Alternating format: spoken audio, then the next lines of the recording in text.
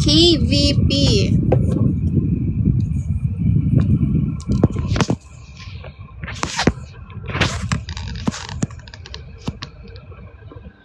Sige. Isang topic lang tayo tonight, ha? Napapagod po ako.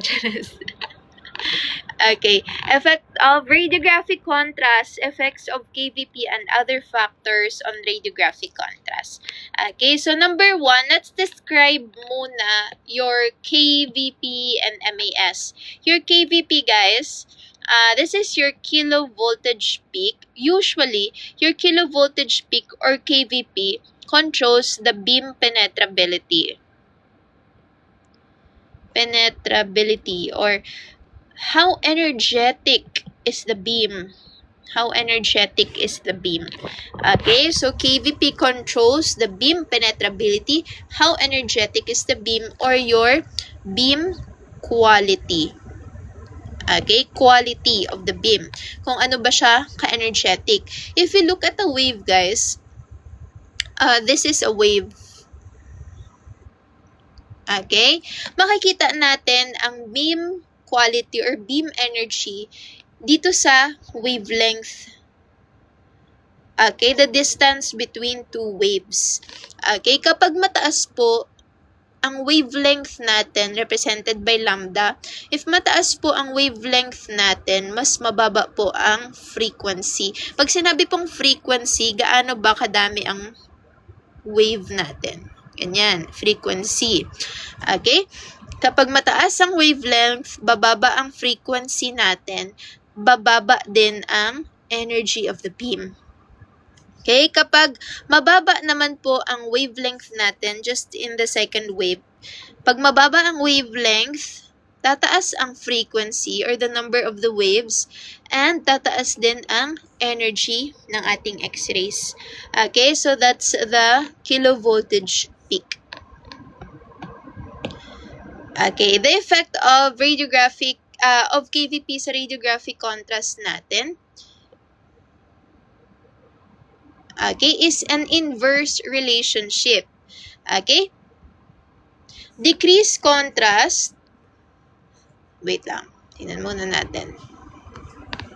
Meron tayong mnemonics dito, guys. Hi Lolo. Hi Lolo. Okay. Hi Lolo. Meaning, kapag gumamit po tayo ng high KVP, ang makukuha po natin doon is long scale of contrast. Pag sinabi po nating scale of contrast, it's the differences sa ating appearances. Okay? Merong from black to dark gray, to light gray to white. Okay? Again, pag sinabing scale of contrast, the differences in shades of gray. Okay? So, kapag gumamit daw po tayo ng high KVP, makakapag-produce daw tayo ng long scale of contrast. Bakit ba? Because of this. A higher KVP, mas tataas ang penetrating power natin, 'di ba? Kasi nga kapag mataas ang KVP, mas mataas ang energy of the beam. Kapag mataas ang energy of the beam, mas makaka-penetrate yan siya sa pasyente mo. Okay, if you compare it to a lower energy X-ray, mas highly penetrating ang mataas ang energy. Kapag mas penetrating ang ating energy or mas penetrating ang ating beam, it creates more shades of gray. Okay, less difference between densities. Okay, gets ba guys yung sa part na yan? Okay, so the relationship is inverse. Okay, kapag naman po bababaan natin ang ating KVP, mag-increase naman po, ay makakagawa naman po tayo ng short scale of contrast, and i-increase po ang ating contrast. Okay, meaning we have an inverse relationship between your KVP and contrast. Again, KVP and contrast has an inverse relationship. Meaning, kapag tataasan ko ang KVP, bababa po ang contrast. Kapag mababa ang pag mababa ang KVP, tataas po ang contrast. Okay? This factor is due to the beam penetrability. Okay, beam penetrability. Okay, here's the explanation. Lower KVP, less penetration, it will give you high subject contrast. Ang appearance niya is more on black and white. Okay? Paano ba natin masasabi na high subject contrast ang ating image? Ito guys, papakita ko ha. Wait lang. Maghahanap lang po ako ng picture na black and white. Ito na lang.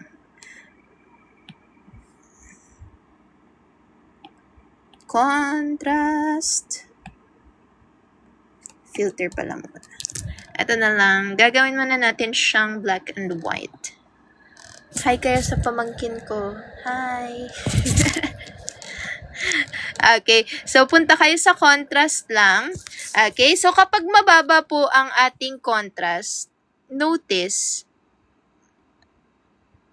mas dumami ang shades of gray natin. Yan. Mababa po ang contrast. Kapag mataas ang contrast, fewer shades of gray or more on black and white na lang siya. Okay, notice nyo ba yung difference? High contrast, low contrast. High contrast, low contrast. High contrast, low contrast. Okay, so yun po ang differences sa ating contrast. So, nakakontrol siya natin or ang main controlling factor natin for contrast is KVP. Wait lang guys.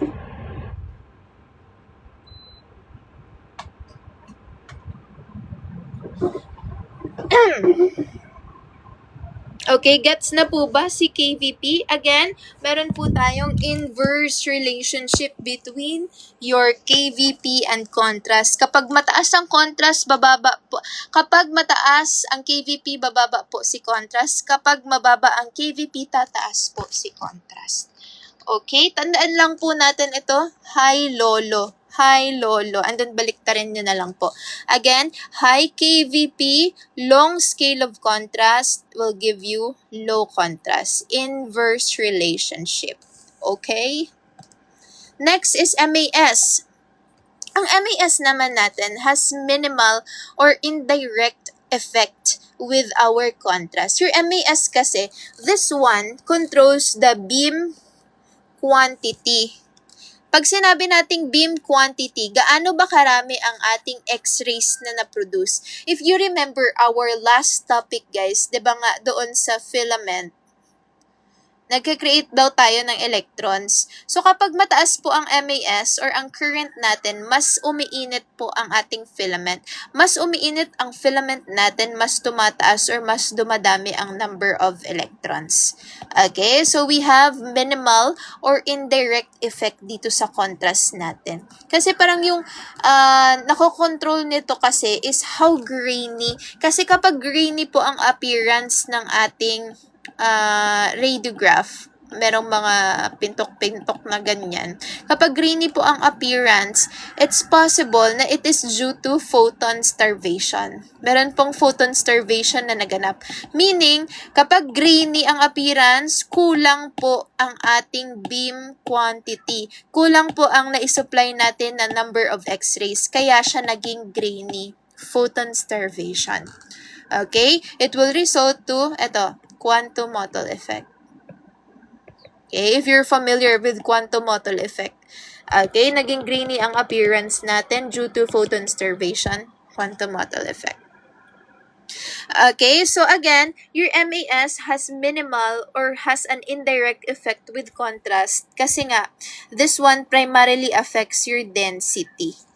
Okay, however, under or overexposure may mimic contrast changes. Okay, pag sinabi pong density of the radiograph, it's how black our film was or the degree of blackening of the film. Kasi nga, kapag mataas po ang MAS natin, mas marami po tayong quantity. Kapag mas marami po tayong quantity, mas iitim po ang ating radiograph due to an increase in IR exposure. Kasi nga, dinamihan po natin ang quantity ng X-rays. Okay, so again, MAS has no direct effect with contrast, but sometimes it may mimic contrast changes due to under or overexposure. Ang kinokontrol talaga natin sa MAS is density. Okay, kaya wala tayong relationship dito, slight or none. Okay, next is OID, object to image distance. Kapag sinabi pong object to image distance, it's the distance between your patient and your IR. Okay? Patient and IR. This is your tube. Okay? So, the distance from the patient to your IR, that's OID.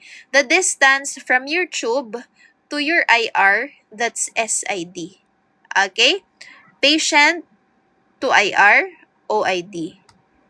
Tube to IR, SID. Okay? So, if we increase the OID, we also increase our contrast due to air gap technique. Okay, kapag mataas po or lumalayo po ang pasyente natin dito sa ating IR, tumataas din po ang ating contrast due to air gap technique. Okay, so this one, OID and contrast has a direct effect. Okay, create scatter reduction by allowing divergent scatter to miss the IR, improving our contrast. Okay, so again, that's OID direct effect or direct relationship. Next is grid ratio. Okay, if we increase the grid ratio, we also increase our contrast. Meron din po siyang direct effect. The reason for that is our grid, 'di ba? Ang grid po natin, ang use nito is to remove or lessen your scattered radiation. So kapag mataas po ang grid ratio natin, mas marami po tayong scattered radiation na naki-clean up. Okay? So, mas marami tayong na-absorb na scatter radiation before it reaches the image receptor. That's why meron tayong improvement sa contrast natin. Again, mas mataas na grid ratio, mas mataas na contrast. Kasi nga, nag-decrease po ang scattered radiation dito. Okay? Remember that scattered radiation, it affects your contrast in a way na para siyang nagdadagdag ng grayness sa film. Grayness. Meron bang ganun na word? Okay, grayness sa film natin. Okay, so kapag tinanggal po natin yung scattered radiation, more on short scale contrast na lang siya. High contrast siya, guys. Okay? Next, collimation or beam restriction. Kapag kinolimate po natin ang beam natin, if you compare this collimation, ito, for example, patient, chest radiography. Kapag ito, hindi nag-collimate, kapag sinabing increase collimation, collimate lang sa side of interest. Okay, so if you compare an increase or a decrease in beam collimation, beam restriction, ito, increase beam restriction or increase collimation. Kapag mataas po ang ating collimation, tataas din po ang ating contrast. Okay, so beam collimation or beam restriction has a direct effect with contrast. Okay, ang reason po dito is if we restrict the beam, we reduce the amount of tissue irradiated. So kapag konti po ang ating tissue irradiated, mas konti ang scattered radiation natin. Every time meron tayong mababa na scattered radiation, mataas po ang ating contrast. Anong book po yan? This is my reviewer po na ginawa. This is under basket number 5. So, galing po ito guys sa Busyong. Pinagsama na po siyang Busyong and Adler. So, naka-tabled po ang ating relationship. So, itong isang table na to, lahat ng relationship ng KVP sa contrast. Okay? Okay, next guys. Patient thickness. Pag sinabi nating patient thickness, gaano ka laki, kadamol ang patient? Ano yung thickness ng patient? Basta naiintindihan nyo naman Okay, ano kadamol ang patient? Okay, so if the patient is thick, kakapal, yes, thank you, Ma'am Sam. Thank you, Ma'am Sam. If we increase the patient thickness, we decrease the contrast. Bakit po nagdi-decrease ang contrast? Ano nga po ang nag-increase kapag dumidecrease ang contrast? Can you guess, guys? Kasi parang na-discuss na natin dito sa grid ratio. Na-discuss na din natin dito sa beam restriction. Na kapag po nagde-decrease ang contrast, may isang factor na nag-i-increase. Ano nga po yun? Ano nga po ang nag-i-increase kapag dinedecrease ang contrast? Anong type of radiation? KVP ba? Hindi. Yung KVP is the controlling factor of contrast. What I mean is, merong mga factors kasi na nagko-contribute sa pagde-decrease ng contrast. Okay, the type of radiation that affects contrast is scattered radiation. Notice, guys, every time meron tayong mataas na scattered radiation, yes, kapag mataas po ang scattered radiation natin, bumababa po ang contrast natin. Ito, nadaanan na natin siya dito. Yan, mataas ang scattered radiation. Kapag bababaan natin ang scattered radiation, tumataas ang contrast. Okay? Indirect relationship po ang scattered radiation and contrast. Okay? So, kapag mataas ang scatter, mababa ang contrast. Okay? So, ang nagaganap dito, kapag makapal po ang patient, increase patient thickness. Kapag mataba ang patient, tumataas din po ang ating scattered radiation. Okay? Kung damol ang pasyente, kung i-drawing ko siya, guys, ganyan. Kapag mataba po kasi ang patient, merong effect yan sa beam natin. Pag tumama ang primary beam sa patient, instead of dediretso na lang ng garon, magbabounce pa yan sa fats. Magbabounce pa sa mga tissues ni patient. Okay? So, kapag mataba ang pasyente, tumataas po ang scattered radiation. Ang ibig sabihin po ng scattered radiation natin, from the primary beam, kapag tumama sa pasyente and nag-bounce back, yung radiation lumabas sa katawan ng pasyente, that's your scattered radiation. Okay? So, kapag makapal ang pasyente, mataba ang pasyente, tumataas po ang scattered radiation natin. Kasi marami pa siyang ways kung saan siya magta-travel. Okay? Kaya tumataas ang scattered radiation. Okay, so if we increase the patient thickness, we decrease the contrast due to scattered radiation. Okay? So we have an inverse relationship between your patient thickness and your contrast. Okay, so thicker patients, eto guys, produce more scatter. If we have more scatter or if we have an increase in scattered radiation, again, we decrease the contrast. Okay, nagigets nyo ba yung pinaka-point niya? You don't have to memorize the relationship, guys. Understand nyo lang bakit ba nagde-decrease ang contrast. So, back to basics talaga ang relationship. Okay, next is tissue composition.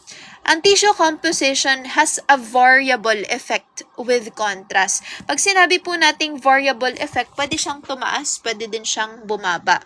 Okay, so high atomic number tissues increases contrast, while soft tissue may lower it. Ang mga structures po natin na merong matataas na atomic number is bone. 'Di ba? Kung i-imagine natin ang itsura ng bone natin sa X-ray, ano po ang appearance ni bone sa X-ray? Black ba or white? Black or white ba siya, guys?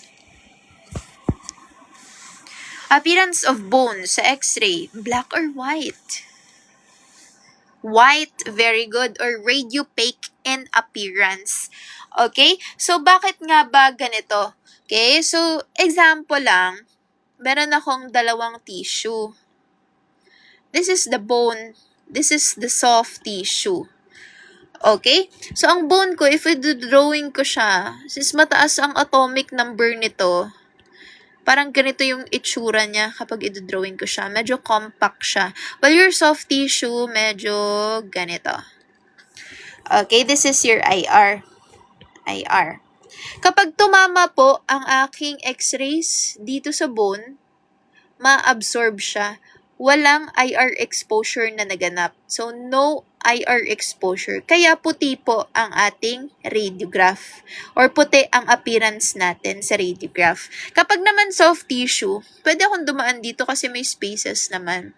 So, na-expose ko po ang aking IR. Okay? So, some of the soft tissues may record grayness, may record blackness, may record differences in the shades of gray. Meaning, yung soft tissue natin will create a long scale of contrast. Dito naman sa buto, dalawa lang siya, puti at itim lang. Kasi nga, puti sa buo na absorb naman niya, so naging ganyan. Okay, so we have a variable relationship depende sa structure natin. Okay? So kapag high atomic number tissues gaya ng bone or yung mga contrast natin, they have a high atomic number kaya puti po ang ating contrast. Yung barium po natin, yung iodinated contrast, puti siya because it has a high atomic number. Okay? So mag-i-increase ang ating contrast. Soft tissues naman may lower it kasi nga eto, soft tissue, pwedeng mag-contribute sa shades of gray. Makaka-create tayo ng scale of contrast. Okay? Sige, next. Ano pa? Filtration. Ang filtration, guys, makikita to siya if you remember our last meeting or last topic natin doon sa X-ray production. 'Di ba kapag gumawa tayo ng X-rays, 1% X-rays, 99% heat, 'di ba? Ganun 'yon. Sa 1% na to, may iba dito na soft X-rays. Kapag sinabi nating soft X-rays, these are low energy X-rays. Okay? So ang mga low energy X-rays natin, hindi natin to kailangan sa ating radiograph. We don't need soft X-rays kasi magko-contribute lang to sa patient dose natin. Okay, so anong gagawin kapag merong soft energy X-rays? If i-filter out natin siya, sasalain natin siya para hindi siya makalusot at sumama doon sa primary beam natin. Okay, so gagamitan natin siya ng filtration. Ang filtration natin, if this is the tube, nandito yung filtration before the collimation. Marami tayong types of filtration, hindi lang ito yung added filtration natin. Pero for this subject lang, kapag gumamit daw tayo ng added aluminum filter, made-decrease daw ang contrast. The reason for this is this one. Kapag gumamit tayo ng filtration, re-reduce natin or matatanggal natin ang low energy photons or soft X-rays. Kapag mataas again ang energy ng beam, 'di ba? If you remember, high lolo, 'di ba? Babalik pa rin tayo doon sa energy, KVP, ganon. Connected pa rin sila. So, high energy, low contrast. Okay, reduces contrast. Okay, ganon pa rin siya. Connected ang lahat. Okay, next, digital processing or post-processing contrast. This is decrease or increase, adjustable siya, variable siya. Okay, so the reason for this, window width adjustments can increase or decrease display contrast on digital systems. Kasi, kapag digital na kasi, di ba, makokontrol natin sa isang, ano po ma'am, Cristala? Kapag digital X-ray kasi, isang click lang po natin ng mouse natin, makokontrol na po natin yung window width or yung contrast po natin. Window width. Next, scattered radiation. Ito yung paulit-ulit kanina. Kapag mataas po ang scattered radiation, magde-decrease po ang contrast. Ano gani yung high lolo? Yung high lolo, ma'am, yung kanina siya namin na na-discuss, kapag gumamit po tayo ng high KVP, makaka-create po tayo ng long scale of contrast. Kapag long scale of contrast po, low contrast po ang magagawa. Okay? Sa mga hindi po nakapag-start sa ating live from the first factor, i-upload ko po ang ating live lecture sa YouTube natin. Ang YouTube po natin, ito po, sa mga hindi pa po nakakaalam, meron po tayong mga na-upload. Recently lang, mga 2 days ago lang po ang ating YouTube. So, ganun pa rin ang ating username sa YouTube. Na-upload ko na po yung 2 live lecture recently. Yung lecture kagabi at yung lecture ngayon, i-upload ko din siya. Okay, so yun. Long scale of contrast. Kapag mataas ang scattered radiation, mababa ang contrast. So, inverse relationship. So, more scatter reaching the IR lowers the contrast. Okay, next is anode Hill effect. Okay, minimal or localized contrast variation. So, minimal lang ang kanyang effect sa contrast. It creates slight intensity differences across image, usually negligible for overall contrast control. So, yan lang siya, guys. So, those are the factors affecting our contrast. Any questions, guys? Clarifications? Yun lang po muna for today ang ating lecture sa relationships. Kasi ito, tingnan nyo, wala ako gabinuti guys, nga low bat, hindi ako nahipad. Okay, so if you want a copy of this book, naka-record po, yes po, i-upload po natin guys. If you want a copy of this book guys, it's available under basket number 5. Ito po ang content. Flex ko na lang yung book. Well, nandito tayo. This is the whole content of the book from film screen, digital, yan. And then, ito na-discuss na din natin to basta merong mga ano. I upload ko sa YouTube, Paul. Follow lang ko sa YouTube. Ito. Artifacts.